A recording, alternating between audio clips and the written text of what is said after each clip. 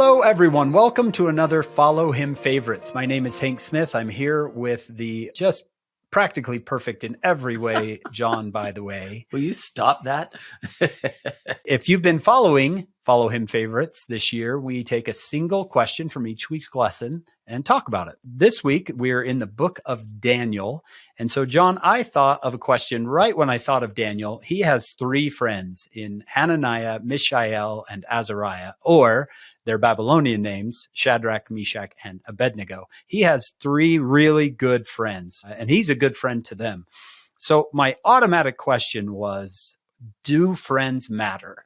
Do the people that I hang out with, do the people that I spend my time with, does it matter? What would you say to someone who is a little bit younger who says, come on, it doesn't matter who I hang out with. So what if they don't believe what I believe or they're trying to get me to do bad things? They're my friends. What would you say? Oh, matters a lot. When I first got my driver's license, my friends taught me this. You drive along. We were walking home from high school. We'd drive along the road, roll down the window. Hey, you want to ride? And they'd say, yeah. And we'd say, call your mom, and drive off, right? I've always felt like the analogy of a driver and passengers is really good for friendship. If you get in somebody else's car, you're going where they're going. And sometimes it's like that with friends. You're either an influencer or you just get influenced. And if you're in the back seat, you don't have a lot to say. And it's really important to surround yourself with friends who are going where you're going. That's just so important. And I love the story that we all know of men brought in a bed, a man who was taken with the palsy. It's in 2 or 3 of the Gospels. I know it's in Luke 5. And it doesn't say much about the friends after that point, but here are friends who are determined to take this man to Christ, literally take him to Christ. And when the room is so full of people, they can't do it. They get this idea. I know, let's go up on the roof, make a hole in the roof and lower him through the ceiling. We are getting him in. Yeah. You can imagine the friend at that point. I think I feel better. But they do that because they're so determined to get him an audience with the Savior, which they do. And this amazing thing happens. Go read the whole thing in Luke 5.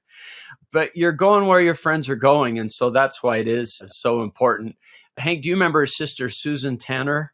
I do. She had this great talk about this survey of the young women in the church. And what are some of the reasons you go to seminary, friends? What are some of the reasons you don't go, friends? What do you think about during the day, friends? Is there ever a time when you don't go to young women's? Why is that? No, friends. It was for every answer was about friends. And that's why it's so important.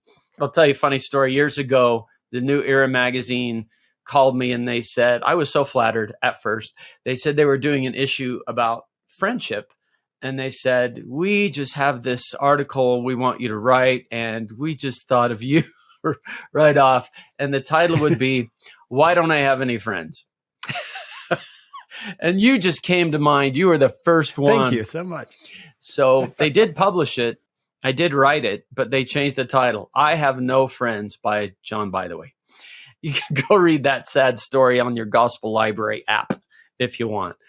But I think the reason friends are so important is you're going where they're going. And Daniel had good friends. And that's what we learned from this chapter. Yep. Years ago, I did a talk on CD called I Love My Friends. Mm-hmm. And because I'd heard that phrase so much from my seminary students. I like my family, but I love my friends. And I thought, I'm going to use that. Do you really love your friends? Because what do good friends do? You've told me this before, John. A good friend is someone who will help you live the gospel. And I noticed in these chapters of Daniel that they do things as a group. That so often when they're around each other, it's we are not going to do this. We are not going to do that. For example, when they want them to break their word of wisdom, it says they decided they would not do it together. And then when King Nebuchadnezzar is going to throw the 3 into the fiery furnace, they say, our God whom we serve will deliver us out of thy hand. But if not, we will not serve thy gods. There's we's and us's and they's and these. There's not a lot of I's and hims. They do things as a group. There's a strength in that. It's easier to live the gospel when you've got 3 or 4 people around you who are also living the gospel, who will sometimes even speak up for you. That if you're at a party and someone says, here's some alcohol, and your friend steps between you and the alcohol and says, oh, I'm so sorry, we don't drink. We don't do that.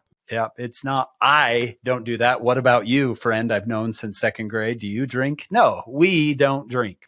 I think it's absolutely crucial to say, if you truly love your friends, do you help them live the gospel? And do your friends help you live the gospel? It is so critical. I remember once hearing President Hinckley say, remember President Hinckley, John, that hand going up and down? He's speaking to seminary teachers. He said, most of all, tell them to choose good friends. I thought he'd say, most of all, tell them to choose to go to the temple, or most of all, tell them to choose to read their scriptures. But he didn't. He said, most of all, tell them to choose good friends. And I hope that message is coming through loud and clear on this little Follow Him favorites, that who you choose as your friends matters more than you can possibly imagine to your future. I think that's why we love the book of Daniel. And I hope young people will too, because these are young people. These are young men that help each other. And I don't want to take credit for a statement that I didn't make, but I've repeated a lot. It was Elder Robert D. Hales who said, a true friend makes it easier to live the gospel of Jesus Christ by being around him or her. A friend will never ask you to choose between their way and the Lord's way. And I just love that. A true friend makes it easier to live the gospel, not harder. It makes it easier. Daniel and his friends, they had strength in numbers because they were a good influence on each other. Love it. And if you're sitting here going, well, my friends don't make it easier for me to live the gospel, we're not condemning them. We're not saying, well, you can never speak to them again, or you have to get rid of them entirely, or they're going to outer darkness. That's not what we're saying at all. But if you're in a situation where your friends make it harder for you to live the gospel, I would say you've got to get out of that situation, and you've got to find a different group of friends who are going to make it easier for you to live the gospel. It's an absolute must that you've got to decide that maybe they're not bad people, but it's not a good situation for you. And you're going to have to change your situation in order to have a better future, the future that you want, the future that you deserve. Love it. There's a proverb. We talked about proverbs. He who walketh with wise men shall be wise, but a companion of fools will be destroyed. I heard somebody say once, I thought it was a fascinating statement, you are the average of the 5 people you spend the most time with. I mean, chew on that one for a while. The movies you watch, the music you listen to, the things that you do. And that's why I like hanging out with you, Hank. Yeah, that's why I like chatting with you. I always leave saying, you know what? I'm going to live the gospel. John makes it easy to live the gospel. Right back at you. Thank you for joining us on Follow Him Favorites. We hope you'll join us next week, but find us on our full podcast. This week, we're in the book of Daniel with Dr. Lily Anderson. She does some great things with this chapter you're not going to want to miss. And then come back here next week and join us for another Follow Him Favorites.